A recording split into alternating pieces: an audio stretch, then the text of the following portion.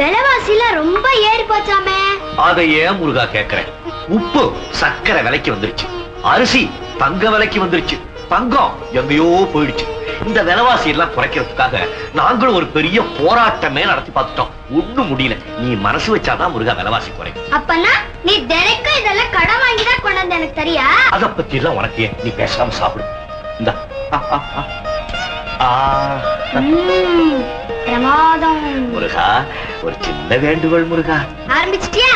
எப்படா சந்தோஷமா இருப்பேன் அந்த நேரம் பார்த்து எதையாவது கேட்போன்னு இருப்பேன். சரி சரி, என்ன விஷயம்? முருகா, நம்ம தர்மலிங்கையாவோட மகன் பரீட்சை எழுதிட்டார்.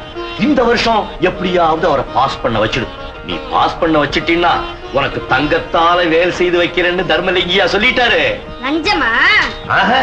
அன்பளி. இப்ப எல்லாரும் அப்படிதான் சொல்லிக்கிட்டு இருக்காங்க. நானும் கவனிச்சுக்கிட்டே வர்றேன். முதல்ல அந்த பையனை ஒழுங்கா படிச்சு பாஸ் பண்ண சொல்லு.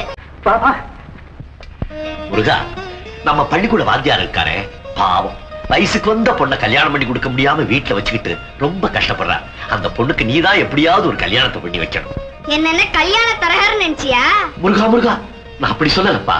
நீ மனசு வச்சீன்னா அந்த நல்ல காரியம் சீக்கிரம் முடிஞ்சிடும், அதுக்காக சொன்னேன்.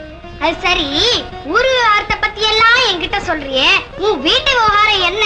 உன் தம்பி எப்படி இருக்கான்? அந்த கொடுமையை ஏன் முருகா கேக்குறேன்? என் தம்பி ரொம்ப கெட்டு போயிட்டான். மனுஷன் தான் தெய்வமா? கடவுளே இல்லைன்னு சொல்றான். ஒருவேளை அவன் சொல்றது கூட உண்மையா இருக்கலாம். நான் கூட இல்லையோ என்னமோ. என்ன முருகா நீ இப்படி சொல்ற? இப்போ நீ என் கூட பேசுறது கூட கனவா இருக்கலாம், இல்ல கற்பனையாவும் இருக்கலாம். முருகா, என்ன இது? நீ அந்த சுந்தர பைய மாதிரி நாஸ்திகன் ஆயிட்டியா? இனிமே இப்படி பேசுறேன் அடிச்சு விடுவேன். ஆஸ்திகம் முத்தினா நாஸ்திகம், நாஸ்திகம் முத்தினா ஆஸ்திகம். அந்த கதையெல்லாம் என்கிட்ட சொல்லாது.